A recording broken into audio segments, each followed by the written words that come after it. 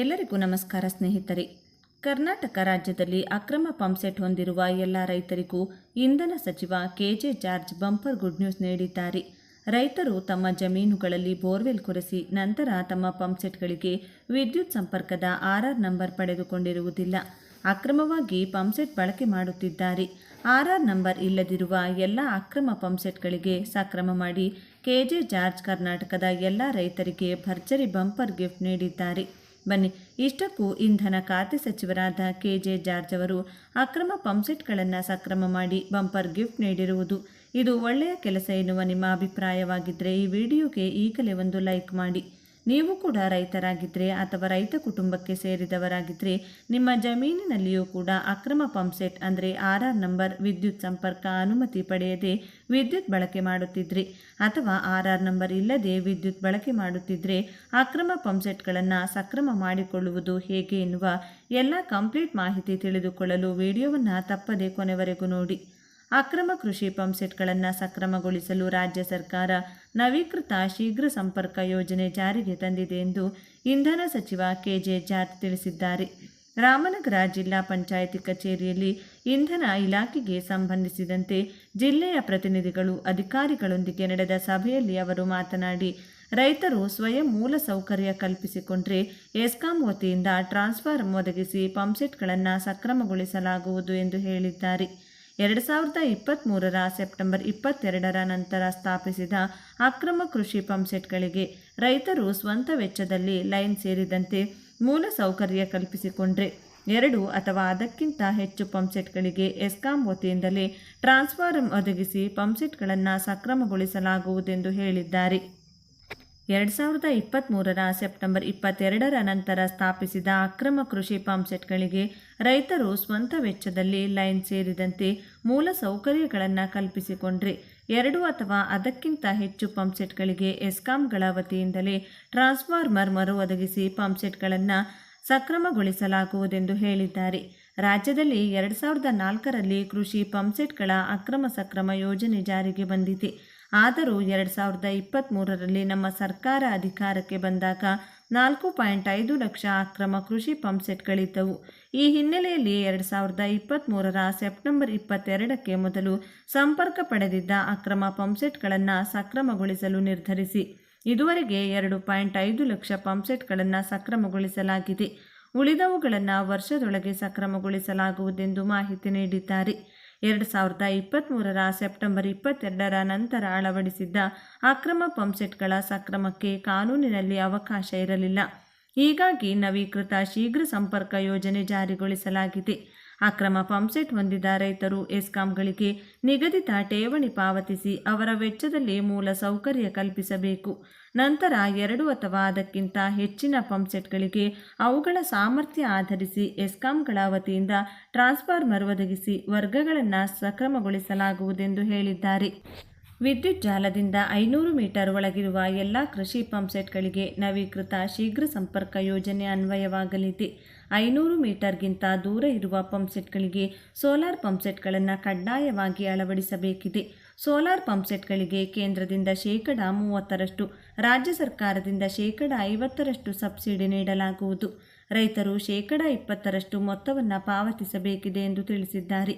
ಅಕ್ರಮ ಕೃಷಿ ಪಂಪ್ಸೆಟ್ಗಳನ್ನು ಸಕ್ರಮಗೊಳಿಸುವ ಉದ್ದೇಶದಿಂದ ರಾಜ್ಯ ಸರ್ಕಾರ ನವೀಕೃತ ಶೀಘ್ರ ಸಂಪರ್ಕ ಯೋಜನೆ ಜಾರಿಗೆ ತಂದಿದ್ದು, ರೈತರು ಸ್ವಯಂ ಮೂಲ ಸೌಕರ್ಯ ಕಲ್ಪಿಸಿಕೊಂಡರೆ ಎಸ್ಕಾಂ ವತಿಯಿಂದ ಟ್ರಾನ್ಸ್ಫಾರ್ಮರ್ ಒದಗಿಸಿ ಪಂಪ್ಸೆಟ್ಗಳನ್ನು ಸಕ್ರಮಗೊಳಿಸಲಾಗುವುದೆಂದು ಇಂಧನ ಸಚಿವ ಕೆಜೆ ಜಾರ್ಜ್ ಹೇಳಿದ್ದಾರೆ.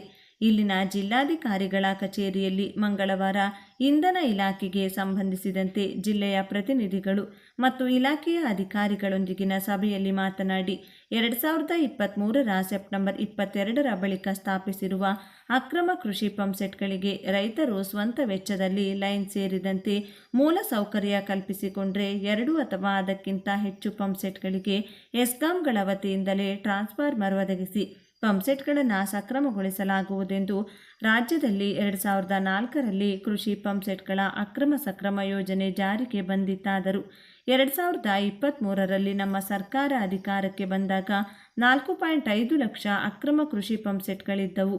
ಈ ಹಿನ್ನೆಲೆಯಲ್ಲಿ ಸರ್ಕಾರ 2023ರ ಸೆಪ್ಟೆಂಬರ್ 22ಕ್ಕೆ ಮುನ್ನ ಸಂಪರ್ಕ ಪಡೆದಿದ್ದ ಅಕ್ರಮ ಪಂಪ್ಸೆಟ್ಗಳನ್ನು ಸಕ್ರಮಗೊಳಿಸಲು ನಿರ್ಧರಿಸಿ ಈವರೆಗೆ 2.5 ಲಕ್ಷ ಪಂಪ್ಸೆಟ್ಗಳನ್ನು ಸಕ್ರಮಗೊಳಿಸಿದೆ. ಉಳಿದವುಗಳನ್ನು ಇನ್ನು 1 ವರ್ಷದೊಳಗೆ ಸಕ್ರಮಗೊಳಿಸಲಾಗುವುದೆಂದು ತಿಳಿಸಿದರು. ಆದರೆ 2023ರ ಸೆಪ್ಟೆಂಬರ್ 22ರ ಬಳಿಕ ಸ್ಥಾಪಿಸಲಾದ ಅಕ್ರಮ ಪಂಪ್ಸೆಟ್ಗಳನ್ನು ಸಕ್ರಮಗೊಳಿಸಲು ಕಾನೂನಿನಲ್ಲಿ ಅವಕಾಶ ಇರಲಿಲ್ಲ. ಈ ಹಿನ್ನೆಲೆ ನವೀಕೃತ ಶೀಘ್ರ ಸಂಪರ್ಕ ಯೋಜನೆ ಜಾರಿಗೊಳಿಸಲಾಗಿದೆ. ಈ ಯೋಜನೆಯಡಿ ಅಕ್ರಮ ಪಂಪ್ಸೆಟ್ ಹೊಂದಿರುವ ರೈತರು ಎಸ್ಕಾಂಗಳಿಗೆ ನಿಗದಿತ ಠೇವಣಿ ಪಾವತಿಸಿ ಅವರ ವೆಚ್ಚದಲ್ಲಿ ಮೂಲ ಸೌಕರ್ಯ ಕಲ್ಪಿಸಬೇಕು. ಅದಾದ ಬಳಿಕ 2 ಅಥವಾ ಅದಕ್ಕಿಂತ ಹೆಚ್ಚಿನ ಪಂಪ್ಸೆಟ್ಗಳಿಗೆ ಅವುಗಳ ಸಾಮರ್ಥ್ಯ ಆಧರಿಸಿ ಎಸ್ಕಾಂಗಳ ವತಿಯಿಂದ ಟ್ರಾನ್ಸ್ಫಾರ್ಮರ್ ಒದಗಿಸಿ ಸಂಪರ್ಕ ಸಕ್ರಮಗೊಳಿಸಲಾಗುವುದೆಂದು ಹೇಳಿದರು. ನವೀಕೃತ ಶೀಘ್ರ ಸಂಪರ್ಕ ಯೋಜನೆಯು ವಿದ್ಯುತ್ ಜಾಲದಿಂದ 500 ಮೀಟರ್ ಒಳಗಿರುವ ಎಲ್ಲ ಕೃಷಿ ಪಂಪ್ಸೆಟ್ಗಳಿಗೆ ಅನ್ವಯವಾಗುತ್ತದೆ. ವಿದ್ಯುತ್ ಜಾಲದಿಂದ 500 ಮೀಟರ್ಗಿಂತ ದೂರ ಇರುವ ಪಂಪ್ಸೆಟ್ಗಳಿಗೆ ಸೋಲಾರ್ ಪಂಪ್ಸೆಟ್ಗಳನ್ನು ಕಡ್ಡಾಯವಾಗಿ ಅಳವಡಿಸಬೇಕಾಗುತ್ತದೆ. ಸೋಲಾರ್ ಪಂಪ್ಸೆಟ್ಗಳಿಗೆ ಕುಸುಮ ಯೋಜನೆಯಡಿ ಕೇಂದ್ರ ಸರ್ಕಾರದಿಂದ 30%, ರಾಜ್ಯ ಸರ್ಕಾರದಿಂದ 50% ಸಬ್ಸಿಡಿ ನೀಡಲಾಗುತ್ತದೆ. 20% ಮೊತ್ತವನ್ನು ಮಾತ್ರ ರೈತರು ಪಾವತಿಸಬೇಕೆಂದು ತಿಳಿಸಿದರು. ವಿದ್ಯುತ್ ಸಂಪರ್ಕಕ್ಕೆ ಓಸಿ ಸಮಸ್ಯೆ ಕುರಿತು ಸಂಪುಟದಲ್ಲಿ ನಿರ್ಣಯ. ಸ್ವಾಧೀನಾನುಭವ ಪತ್ರ ಹೊಂದಿಲ್ಲದ ಯಾವುದೇ ವಾಣಿಜ್ಯ ವಸತಿ ಕಟ್ಟಡಗಳಿಗೂ ವಿದ್ಯುತ್ ಸಂಪರ್ಕ ನೀಡಬಾರದು ಎಂಬ ಇಂಧನ ಇಲಾಖೆಯ ನಿಯಮದಿಂದ ಸಾಕಷ್ಟು ಸಮಸ್ಯೆಗಳಾಗುತ್ತಿರುವ ಬಗ್ಗೆ ಸಭೆಯಲ್ಲಿ ಶಾಸಕರು ಗಮನ ಸೆಳೆದಾಗ ಪ್ರತಿಕ್ರಿಯಿಸಿದ ಸಚಿವ ಕೆಜೆ ಜಾರ್ಜ್, ಸುಪ್ರೀಂ ಕೋರ್ಟ್ ಆದೇಶದ ಹಿನ್ನೆಲೆಯಲ್ಲಿ ಇಂಧನ ಇಲಾಖೆ ಈ ನೀತಿ ಜಾರಿಗೆ ತಂದಿದೆ. ಇದರಿಂದ ಸಮಸ್ಯೆಗಳಾಗುತ್ತಿರುವುದು ಸರ್ಕಾರದ ಗಮನದಲ್ಲಿದ್ದು ಸಚಿವ ಸಂಪುಟ ಸಭೆಯಲ್ಲೂ ಚರ್ಚಿಸಿ ಇದಕ್ಕೆ ಪರಿಹಾರ ರೂಪಿಸುವಂತೆ ಅಧಿಕಾರಿಗಳಿಗೆ ಸೂಚಿಸಲಾಗಿದೆ. ಅಧಿಕಾರಿಗಳು ಸೂಕ್ತ ಪರಿಹಾರ ಸಿದ್ಧಪಡಿಸಿದ ಬಳಿಕ ಸಚಿವ ಸಂಪುಟ ಸಭೆಯಲ್ಲಿ ನಿರ್ಣಯ ಕೈಗೊಂಡು ಜನರ ಸಮಸ್ಯೆ ಬಗೆಹರಿಸಲಾಗುವುದು ಎಂದರು. ಮನೆಗಳಲ್ಲಿ ಸೋಲಾರ್ ಉತ್ಪಾದನೆ ವಿದ್ಯುತ್ ಮಾಡುವ ಪಿಎಂ ಸೂರ್ಯಘರ್ ಯೋಜನೆಯನ್ನು ಅಳವಡಿಸಿಕೊಳ್ಳುವಂತೆ ಮಾಸಿಕ 200 ಯೂನಿಟ್ಗಿಂತ ಹೆಚ್ಚು ವಿದ್ಯುತ್ ಬಳಸುವ ಗ್ರಾಹಕರನ್ನು ಒಪ್ಪಿಸುವ ಕಾರ್ಯಕ್ಕೆ ಮುಂದಾಗಬೇಕು. ಆಯಾ ವಿಭಾಗದ ಜನಪ್ರತಿನಿಧಿಗಳ ಜೊತೆ ಆಗಾಗ್ಗೆ ಸಮಾಲೋಚಿಸಿ ಇಂಧನ ಇಲಾಖೆಗೆ ಸಂಬಂಧಿಸಿದ ಕೆಲಸಗಳನ್ನು ನಿರ್ವಹಿಸಬೇಕೆಂದು ಸಚಿವರು ಇದೇ ವೇಳೆ ಅಧಿಕಾರಿಗಳಿಗೆ ಸೂಚಿಸಿದರು. ಜೂನ್ ಅಂತ್ಯದೊಳಗೆ ಲೈನ್ಮೆನ್ ನೇಮಕ. ರಾಜ್ಯದಲ್ಲಿ 3,000 ಲೈನ್ಮೆನ್ಗಳ ನೇಮಕ ಪ್ರಕ್ರಿಯೆ ಅಂತಿಮ ಹಂತದಲ್ಲಿದ್ದು ದೈಹಿಕ ತರಬೇತಿ ನಡೆಯುತ್ತಿದೆ. ಜೂನ್ ಅಂತ್ಯದೊಳಗೆ ಎಲ್ಲರಿಗೂ ಸ್ಥಳ ನಿಯುಕ್ತಿ ಮಾಡಿ ನೇಮಕಾತಿ ಆದೇಶ ಹೊರಡಿಸಲಾಗುವುದು ಎಂದು ಹೇಳಿದರು. ಮಳೆಗಾಲ ಈಗಾಗಲೇ ಆರಂಭವಾಗಿರುವುದರಿಂದ ಯಾವುದೇ ಸಮಸ್ಯೆ ಎದುರಾದರೂ ತಕ್ಷಣ ಬಗೆಹರಿಸಲು ಹೆಚ್ಚುವರಿ ಸಿಬ್ಬಂದಿ ನಿಯೋಜಿಸುವುದರ ಜೊತೆಗೆ ಹೆಚ್ಚುವರಿ ಸಲಕರಣೆಗಳನ್ನು ಸಿದ್ಧವಾಗಿಟ್ಟುಕೊಳ್ಳಬೇಕೆಂದು ಈಗಾಗಲೇ ಸೂಚಿಸಲಾಗಿದೆ.